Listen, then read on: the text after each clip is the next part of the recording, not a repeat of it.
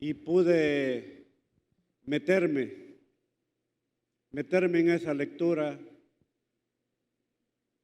y vivir, remontarme al tiempo y regresar a este tiempo, y me quedé bien corto, de verdad. ¿Qué estoy haciendo yo por el Señor? Es la pregunta que me hice. ¿Por qué me hice esa pregunta? Por todo el sufrimiento, por toda la angustia, por toda esa tortura que Jesucristo tuvo que pasar aquí en la tierra. Y que muchas veces estamos tan envueltos en nuestra iglesia, estamos tan envueltos en nuestros ministerios, estamos tan envueltos en nuestros dones, que muchas veces pasamos desapercibido el sacrificio de Cristo en la cruz del Calvario. Y de eso vengo a hablar hoy, de ese dolor, de esa angustia que tuvo que pasar Jesucristo por ser obediente. Y por esa obediencia, Él tuvo que sufrir un castigo. Pero ese castigo que Jesús sufrió en esta tierra fue para rescatarnos a cada uno de los que estamos aquí, amados hermanos. Fue para rescatarnos a cada uno de los que estamos aquí. Pero Él tuvo que pagar un precio que es su sangre preciosa en la cruz del Calvario. Quiero que me vaya entendiendo por dónde voy. Y por eso el tema se llama varón de dolores, experimentado en quebranto. Entonces surge una pregunta: ¿por qué Jesús tuvo que pagar con su sangre? ¿No había otra forma de hacerlo? ¿No podía haber alguien más aparte de Jesús que podía servir como sacrificio? ¿No podía ser el Padre nuevamente lo que hacía en el Antiguo Testamento, donde llevaban corderos para redimir sus pecados temporalmente?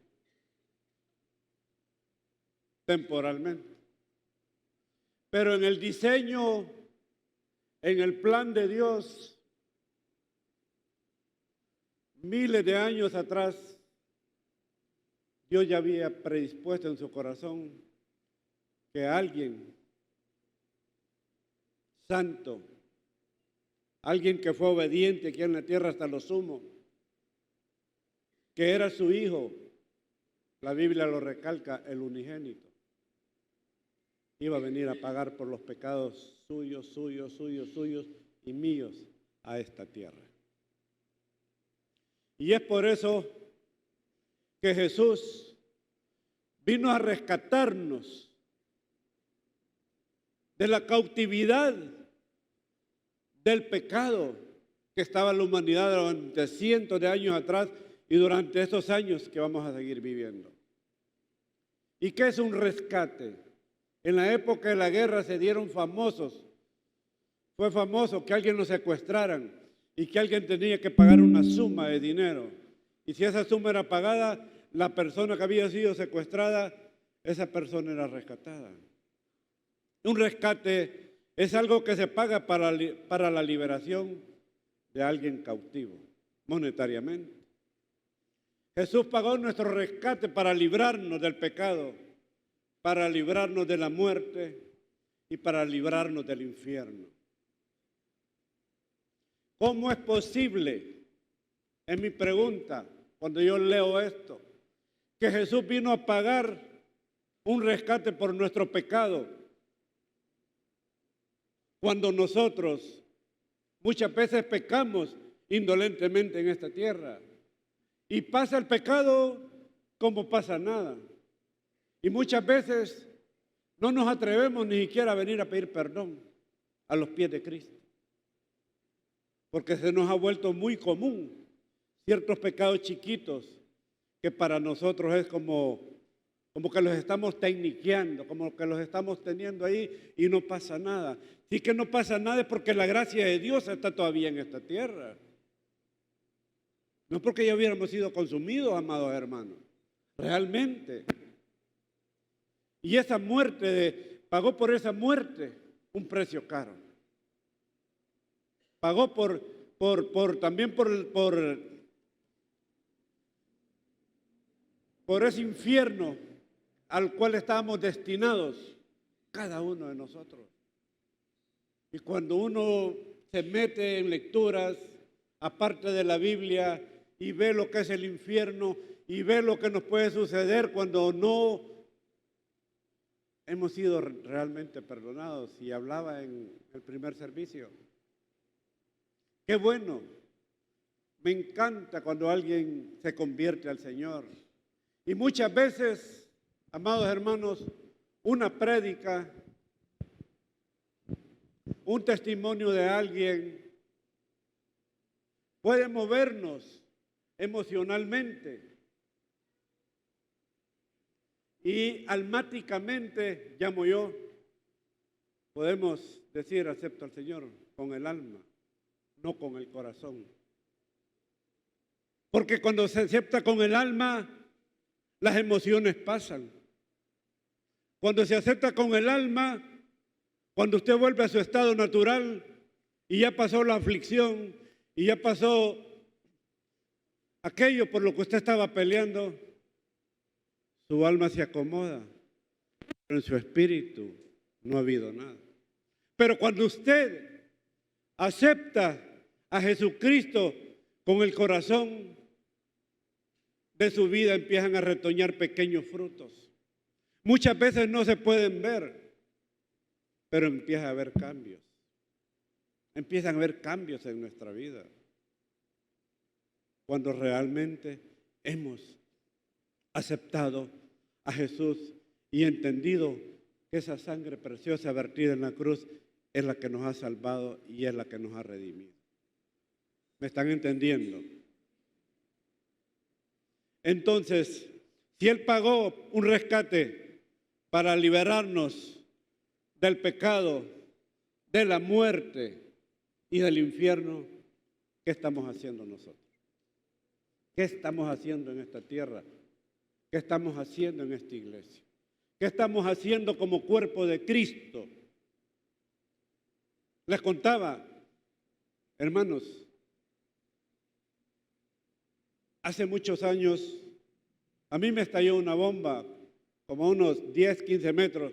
Yo iba manejando un vehículo. Realmente y literalmente. Y he oído y he leído experiencias. Yo me fui en un túnel, en un vacío. No sé cuánto tiempo, no sé. La persona que iba a la par mía en una moto, ese murió del impacto de la bomba.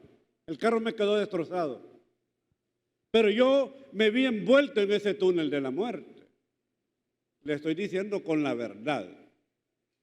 No vengo a mover corazones, le estoy hablando de lo que Dios hace con uno. Y en ese túnel de la muerte, de repente yo me veo, yo estaba en el Parque Libertad, ya todos lo conocen, hoy se ha hecho muy famoso.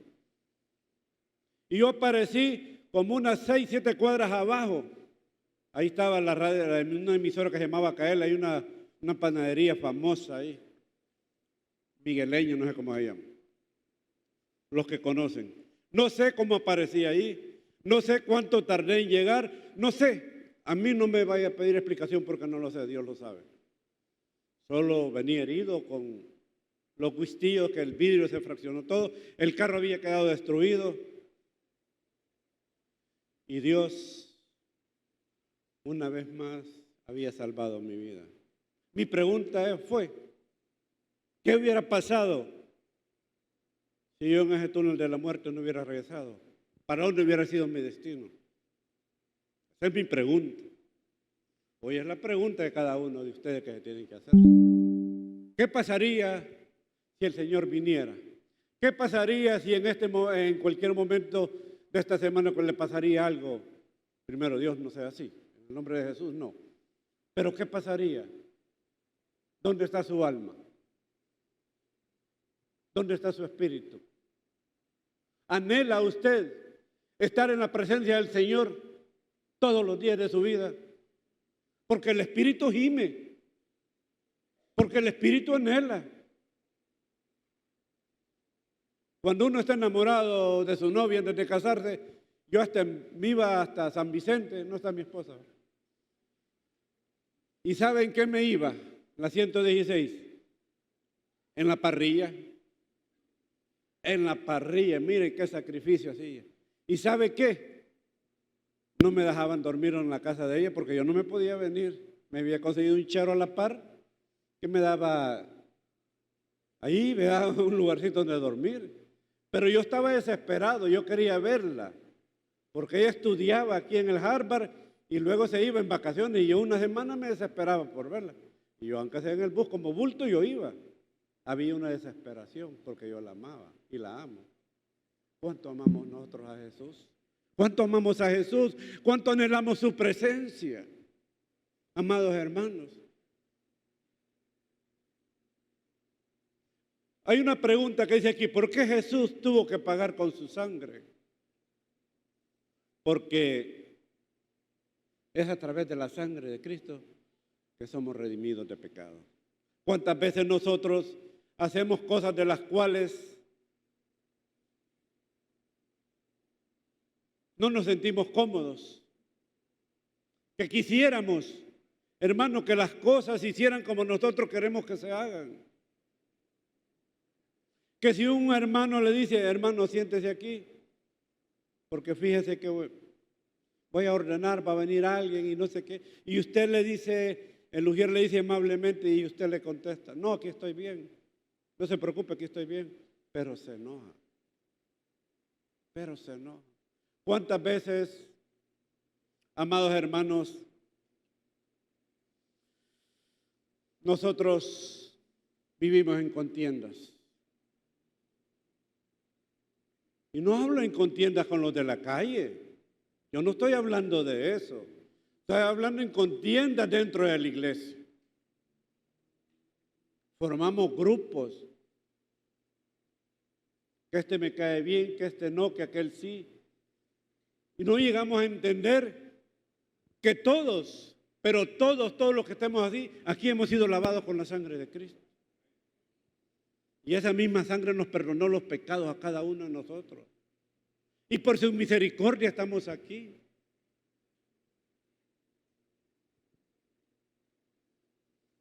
En el Antiguo Testamento dice la palabra, se sacrificaban animales para expiación de pecados. El sacerdote iba, sacrificaba, los presentaba, se metía al tabernáculo, salía, la gente era perdonada por un año. El otro año había que hacer lo mismo. Pero ¿sabe cuál es la gran diferencia? Y nosotros no la dimensionamos. Es que Jesús ya pagó el rescate con su sangre por cada uno de nosotros. Es que Jesús ya pagó el rescate por cada uno de nosotros. Y es para siempre, amados hermanos. Es para siempre. Ese no tiene fecha de caducidad. Es para siempre. Por eso muchas veces tenemos que ordenar nuestra vida. Tenemos que examinarnos nosotros. Y mire, el mayor examinador de nuestra vida, ¿sabe quién es? No es el pastor, no son los líderes, no es nuestra familia, aunque nos examinan como somos. Porque lo que somos en la casa muchas veces no es lo que somos en la iglesia, o no es así. Pero ¿sabe quién nos examina? El Espíritu Santo. El Espíritu Santo nos examina, hermanos. ¿Sabe por qué nos examina? Porque nos ama. Porque quiere que este es el templo de Él. El templo no es esto, el templo de Él es esto. Quiere que sea santo. Quiere que esté limpio. Quiere Él gobernar, quiere Él ser el timón. Pero lo dejamos gobernar solo cuando nos conviene. Y ahí hacemos cosas que a Dios no le agradan. Cristo dice, fue obediente aún en la tribulación. Y en Lucas, el libro de Lucas 22, 42, no, perdón, vamos a leer primero Isaías 52, del 13 al 15, perdón. He aquí mi siervo, dice, será prosperado, será engrandecido y exaltado, y será puesto muy en alto. Cómo se asombraron de ti muchos, de tal manera fue desfigurado de los hombres su parecer, y su hermosura más que la de los hijos de los hombres. Así asombrará él a muchas naciones, los reyes cerrarán su boca ante él, porque verán lo que nunca les fue contado y entenderán lo que jamás habían oído. Cuando venga el Señor, toda rodilla se doblará. Toda rodilla se doblará ante Él. Cuando venga el Señor, va a haber alegría. Muchos vamos a estar alegres, pero muchos van a estar tristes. ¿Está preparado? ¿Está preparado para recibir al Señor? ¿Cómo está su vida? ¿Ha entendido lo que es la sangre de Cristo? ¿Ha entendido el valor del sacrificio de Cristo aquí en la tierra? Fue desfigurado, fue maltratado, fue vituperiado, fue escupido, su barba dice que fue mecida, fue arrancada su barba, qué dolor. Desde que llegó el Getsemaní empezó a sufrir, a clamar, porque había un dolor, porque él sabía lo que le iba a pasar las siguientes horas. Toda esa noche no durmió, siendo castigado con látigo donde llevan puntas de metal, desgarradas sus espaldas, sus lomos, sus piernas, qué sé yo. Aún así tuvo que ir a los concilios a ver si lo nombraban inocente. Pero ya estaba escrito. ¿Sabe que ya estaba escrito? Que Él moriría por cada uno de nosotros, amados hermanos. Que Él moriría y vendría a esta tierra para morir por cada uno de nosotros. Y que Él a través de esa muerte y a través de ese derramamiento de sangre traería salvación a nuestra vida. Ese es un valor incalculable. No tiene precio. No le podemos poner precio. Por eso dicen que los ricos no pueden comprar su salvación a través del dinero porque no tiene precio. Y nos lo regaló a cada uno de nosotros, a los que abrimos nuestro corazón, a los que le dijimos, heme aquí, Señor, yo creo en ti. Pero hay que ser obediente como Él fue obediente. Tuvo también un sufrimiento, en Lucas 22, 42, si me lo tienen. Cristo fue obediente, aún en la tribulación, diciendo, Padre, si quieres, pasa de mí esta copa, pero que no se haga tu voluntad, sino la tuya. Sino la tuya. ¿Sabe qué? Esa copa de sufrimiento no se la quitó el Padre. Yo como padre, al ver sufrir a un hijo, creo que haría lo imposible por no verlo sufrir. ¿Cuántos aquí son padres? ¿Cuántos harían eso por sus hijos? ¿Cuántos han pasado, nosotros los adultos, cuando tenemos hijos grandes, cuántos hemos pasado por situaciones difíciles con nuestros hijos y nosotros hemos llegado al rescate de ellos?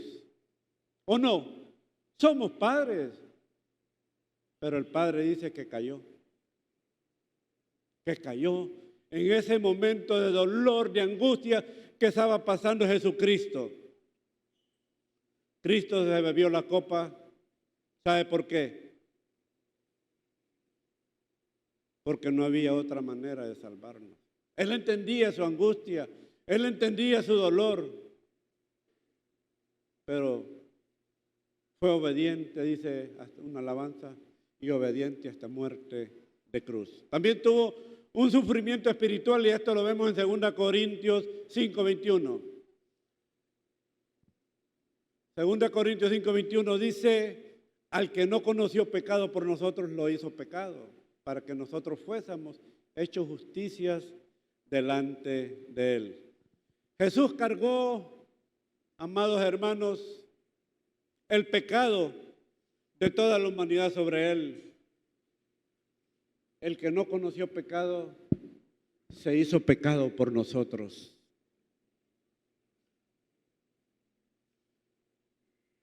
Fue ese pecado de nosotros el cual hizo que él clamara, Padre mío, ¿por qué me has desamparado? Padre mío, ¿por qué me has desamparado? Imagínense ese dolor, esa angustia, ver que la hora se aproximaba y que tenía que sufrir todos los vejámenes que sufrió en obediencia al Padre, pero también porque a través de eso nos iba a salvar a cada uno de nosotros.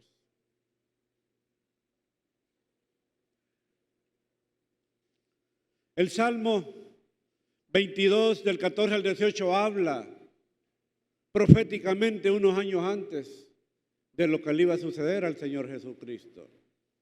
Y dice la palabra, he sido derramado como aguas y todos mis huesos se descoyuntaron, mi corazón fue como cera derritiéndose en medio de mis entrañas.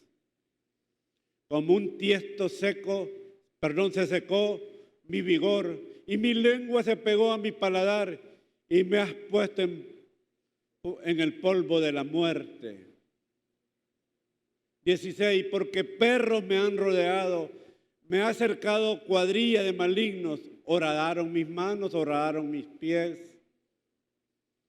Contar no puedo mis huesos, entre tanto ellos me miran y me observan. Repartieron entre sí mis vestidos y sobre mi ropa echaron suertes. ¿Cuántas veces nosotros, hermanos, hemos sufrido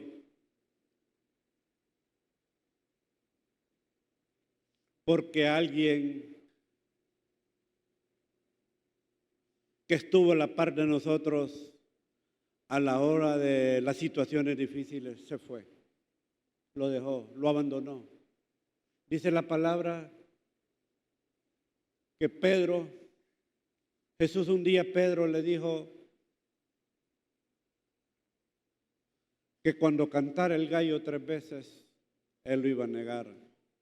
Y como Pedro era un hombre osado, un hombre valiente, pero también era Simón, porque su primer nombre antes de convertirse era Simón.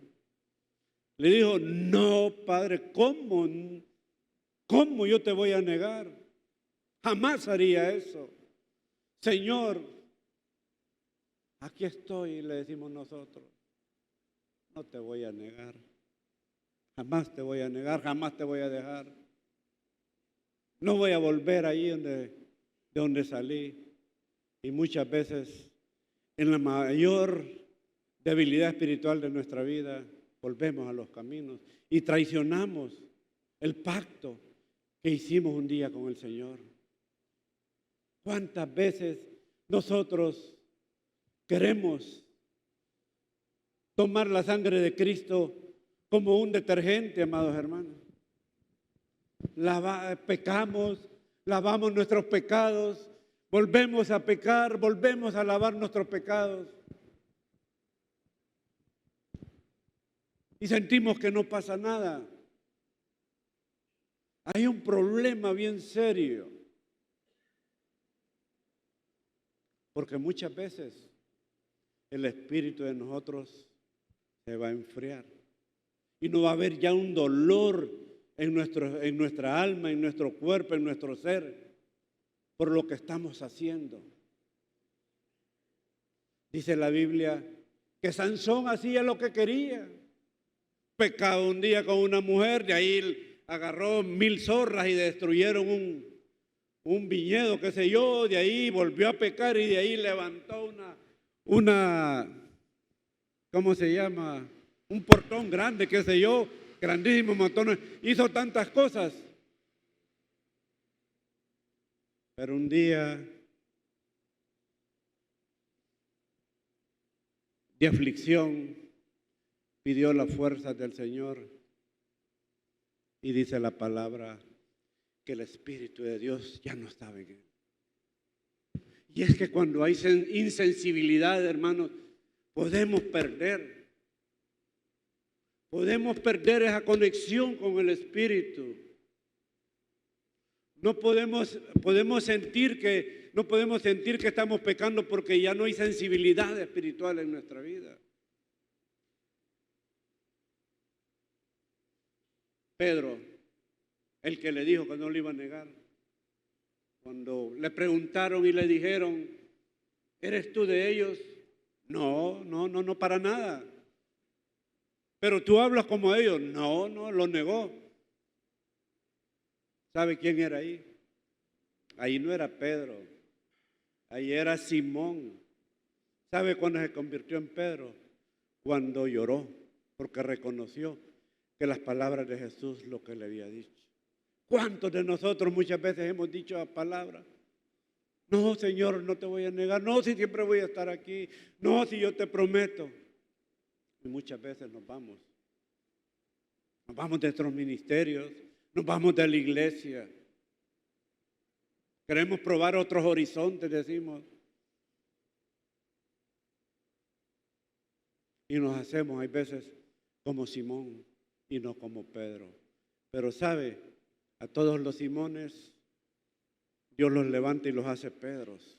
Y Pedro fue uno de los hombres más grandes que estuvieron en esta tierra, porque dice que hasta su sombra, amados hermanos, sanaba enfermos. Esta es una iglesia de milagros. Esta es una iglesia donde se han visto cosas que las vamos a vivir nuevamente en esta iglesia. Tenemos buena palabra, amados hermanos. Por palabra aquí no nos quedamos. Tenemos buenos pastores. Tenemos una buena familia pastoral. Miren, y les decía, y a mí me puse a llorar ese día, ver a Lucas ahí, así, adorando al Señor, un niño que no se avergüenza adorar al Señor. Y nosotros nos avergonzamos muchas veces levantar nuestras manos y decir, yo soy cristiano, ¿y qué? Cuando nos ofrecen la cerveza, cuando nos invitan al baile, cuando nos invitan a cualquier cosa. Tenemos que tener carácter de cristianos. Para eso hemos sido salvos, para ser luz en medio de las tinieblas. Tenemos que ser luz en medio de las tinieblas, amados hermanos. No convertirnos en tinieblas. No podemos que la corriente nos lleve. Vamos a ir, es verdad, va a costar nadar contra corriente. Pero ahí va empujándonos Jesucristo, nos va dando fuerza y no nos va a dejar, amados hermanos. No nos va a dejar. Él va a estar siempre con nosotros. Él va a estar en la vida de cada uno de ustedes. El que esté pasando por aflicción financiera, el que esté pasando por una enfermedad, el que esté pasando por una debilidad espiritual o debilidad física, el Señor está con ustedes y Él ha prometido estar con cada uno de ustedes hasta lo último. Hasta lo último. Esa es una promesa. Yo no puedo decir que creo en Jesucristo y no creo en lo que está en la palabra de Dios. Si yo creo en Jesucristo y no creo en lo que está en la palabra de Dios, estoy haciendo a Jesucristo mentiroso, amados hermanos. Porque la palabra de Dios se va a cumplir hasta la última tilde en la vida. En esa está nuestra esperanza. En eso está anclada nuestra fe. En que Dios no nos va a dejar nunca. Que Dios jamás nos va a dejar. Y ya para ir terminando, dice, aquí mi laptop me está fallando. Dice que el Hijo de Dios triunfó sobre Satanás, ¿o no? ¿Cuántos creen que ha triunfado sobre Satanás? triunfó sobre el pecado. ¿Cuántos creen que triunfó sobre el pecado? Ya no pequemos. Tratemos de no pecar. ¿Es fácil o es difícil? Sí, cuesta. En lo humano cuesta. Pero hagamos la lucha cada día, amados hermanos. Usted sabe lo que tiene en su vida. Usted sabe cuál es su debilidad. Usted sabe lo que tiene guardado en su ropero. Usted lo sabe perfectamente. Pero hay un Espíritu Santo que escudriña hasta los tuétanos y nos dice si andamos bien o estamos mal. Por eso nosotros tenemos que seguir creyendo cada día que Él tiene el control de nuestra vida, que Él tiene el timón de nuestra vida, que no nos vamos a ir a un despeñadero. Si estamos con Él, no nos vamos a ir a un despeñadero, amados hermanos. Vamos seguros, vamos seguros. Si el Señor le ha prometido una casa y ya le habló, haga lo correcto, haga lo correcto. ¿Sabe que hay profecías que son de fiel cumplimiento, como el nacimiento de Jesús, como la crucifixión de Jesús? Pero también hay profecías que están sujetas a lo que nosotros vamos a hacer y obedecer. Y usted dice, el Señor me habló. Sí, el Señor habló, pero había requisitos para que se cumpliera. Pero no lo hace. Y después le está reclamando al Señor. No, amados hermanos, equivocamos el camino. Dios es un Dios de pactos y lo que Dios dice se va a cumplir. Quieran o no quieran, se va a cumplir porque la palabra de Dios se va a cumplir. El diablo se puede oponer y qué me importa que el diablo se oponga, pero la palabra de Dios se va a cumplir. Y se tiene que cumplir primeramente en mi vida, se tiene que cumplir en mi familia, se tiene que cumplir en la generación que viene de mis lomos. Yo lucho por mis nietos, no sabe cómo peleo por mis nietos. Y soy estricto con ellos a la hora que estamos ahí sentados con la palabra. No les gusta, no lo entienden, qué sé yo, pero yo lucho. Si queremos tener familias en victoria, metámonos en la presencia del Señor. Si queremos tener familias en victoria y que no se nos salga lo chueco del camino, amados hermanos, metámonos en la presencia del Señor. Metámonos en la presencia del Señor. Dice Isaías 53, del 3 al 5. Despreciado y desechado entre los hombres, varón de dolores, experimentado en quebranto y como que escondimos de él su rostro. Fue menospreciado, no lo estimamos. Ciertamente él llevó nuestras enfermedades. ¿Qué dice la palabra? ¿Qué dice la palabra? ¿Qué llevó él? ¿Cuántos enfermos hay aquí? ¿Cuántos están padeciendo ahorita de una enfermedad? No, la palabra dice que él llevó nuestras enfermedades. ¿Y por qué no lo creemos? ¿Por qué no lo hacemos rema en nuestra vida? ¿Por qué no lo declaramos con autoridad? Porque el enemigo nos mete otras cosas que van contrarias a la voluntad de Dios. Él pagó, dice, nuestras enfermedades y sufrió nuestros dolores. Todo aquello que usted sufre, todo aquello por lo que usted está luchando, todo aquello que usted no lo puede controlar, el Señor ya lo sufrió y lo va a sacar en victoria en el nombre de Jesús. Créalo, amado hermano, créalo. Tenemos a un Dios fiel, tenemos a un Dios fiel, tenemos a un Dios verdadero. Su palabra se va a cumplir. Y dice, nosotros le tuvimos por azotado, por herido de Dios y abatido. Mas el herido fue por nuestras rebeliones, molido por nuestros pecados y el castigo de nuestra paz fue sobre él. Y por sus llagas todos hemos sido curados.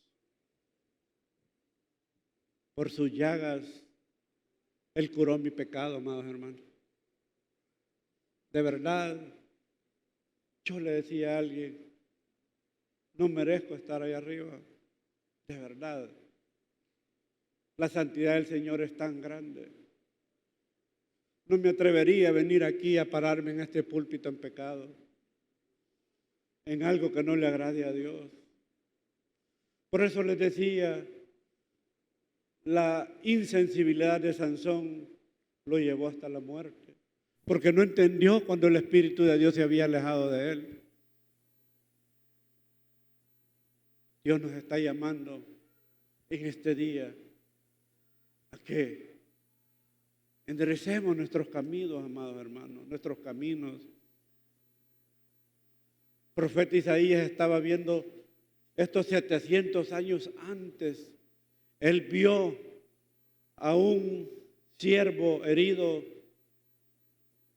vio a un rey de reyes maltratado, vio a un hijo de Dios vituperiado, vio, amados hermanos, pudo ver esa escena donde Jesús es confrontado con Barrabás y el pueblo insensible, no entendiendo en su mente que el que había venido para salvarnos, prefirieron liberar a Barrabás y condenar a Jesús. Barrabás era un asesino confeso. Y muchas veces nosotros nos volvemos asesinos, no de matar gente. No estamos matando gente, es cierto, pero asesinamos a nuestra familia con nuestra conducta, con nuestros actos, con nuestro comportamiento. Asesinamos a nuestros líderes porque nos creemos mejor que ellos, tal vez porque tenemos una mejor posición económica o porque tenemos un grado intelectual más grande que él. No, si hemos sido llamados para ser siervos y andar en obediencia, y asesinamos a nuestros líderes y asesinamos a nuestros pastores, amados hermanos. Cuando empezamos a criticar y a hablar y a decir cosas que a Dios no le agradan, nos volvemos asesinos. Pero Dios nos está llamando a esta mediodía, amados hermanos, a que hagamos un paréntesis en nuestra vida, a que reflexionemos, a que le digamos al Espíritu Santo: Señor, escudriñame, examina mi mente, cómo está este chip, que hay veces la concupiscencia nos hace pensar cosas que no deberíamos de estar pensando y haciendo. Examínanos, Señor, y ve si hay un corazón que te agrade a ti cada día de nuestra vida. El Señor quiere hacer de usted y de su familia algo nuevo, algo maravilloso. Yo veo familias aquí que se sacrifican, amados hermanos. Se sacrifican no solo laboralmente, sino que se sacrifican en estar todos los días en la casa del Señor. Anhelan esa presencia del Señor. Como dice David, que esos corrioncillos querían estar todo el día en los dinteles del templo, porque ahí se sentían a gusto, ahí se sentían protegidos, ahí se sentían en un ambiente rodeado de amor, qué sé yo. Y cuántos decíamos nosotros estar en la presencia de Dios, porque ahí en la presencia de Dios está nuestra seguridad, porque en la presencia de Dios está nuestra salvación, porque en la presencia de Dios está nuestra redención, porque en la presencia de Dios se van a empezar a hacer en nosotros milagros en nuestra vida, milagros que han sido pospuestos. Los milagros de ahí están, los milagros de ahí están es para cada uno de ustedes y míos, pero muchas veces han sido pospuestos porque nosotros hemos permitido que el enemigo venga a robar lo que Dios nos ha dado ya. Pero es a través de la obediencia, pero es a través de la sumisión, pero es a través de la entrega total de nuestra vida. No estoy hablando de 50, de 60, de 70, de 80. Estoy hablando de un 100%. Él es el dueño de todo. Nada me pertenece a mí. Nada, ni lo que tengo, nada. Para mí eso es basura, como decía el Señor. Porque yo, lo que más quiero y anhelo, y mi familia lo sabe, estar en la presencia de Dios. estar en la presencia de Dios. ¿Y cómo no voy a querer, si yo estoy en la presencia de Dios, que mi familia no esté allí? Sería un cobarde, un ingrato. Pero si yo no estoy en la presencia de Dios, ¿cómo voy a querer que mis hijos y mi familia estén en la presencia de Dios? Si yo soy un desagradecido, si yo soy un malcriado, si no me importan las cosas de Dios, las tomo a la ligera. No, hermano, no es eso. No es eso. Es de entregar la vida entera a Dios. No digo que va a pasar aquí postrado todo el día. Usted va a estar conectado cuando va en su carro. Usted va conectado cuando está en su casa. Usted va a estar conectado cuando está en su trabajo. Y usted está conectado con el cuerpo de Cristo cuando está aquí en la iglesia, que es lo más maravilloso. Si hubiese alguien que quisiera aceptar a Jesús como Salvador, este es el día propicio, amados hermanos. Si hubiese alguien que quisiera aceptar a Jesucristo como Salvador, o si hubiese alguien, amados hermanos, que quisiera renovar ese pacto, diga, reconozca en tu corazón: no he caminado como tú quieres que yo camine, Señor, pero quiero hallar tu gracia en mi vida. Quiero tener el favor tuyo en mi vida.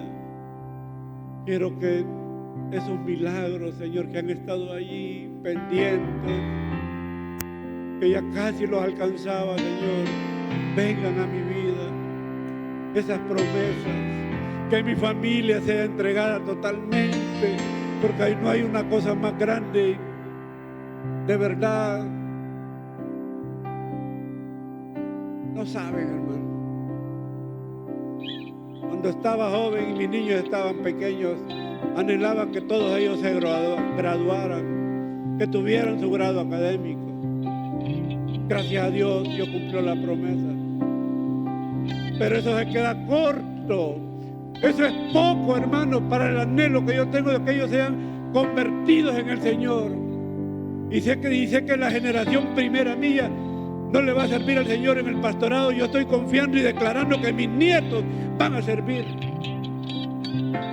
Son los anhelos míos. ¿Cuáles son sus anhelos? ¿Qué es lo que usted anhela? Un buen carro. ¿Qué es lo que usted anhela? Una casa. ¿Qué es lo que usted anhela? Vivir en una sociedad.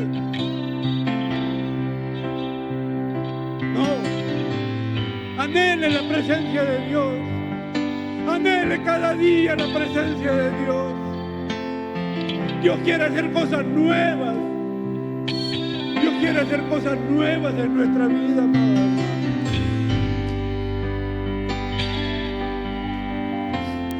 Dios quiere hacer cosas nuevas. Usted se mete en el río de Dios. Cuando usted se mete en el río de Dios, las cosas ya no son iguales. Su vida ya no es igual. Todo cambia para bien. Y tiene la capacidad de reconocer qué es lo malo y qué es lo bueno, qué es lo que le afecta la relación con el Señor y qué es lo que no le afecta. La relación entre una mujer y un hombre. Usted sabe lo que le afecta a su mujer y usted trata de guardarse de esas cosas para no herirla. También ella se cuida para no herir su corazón. Pero ¿qué estamos haciendo nosotros para no herir el corazón de Jesucristo? Para no herir el Espíritu Santo que está en nuestro interior, amados hermanos.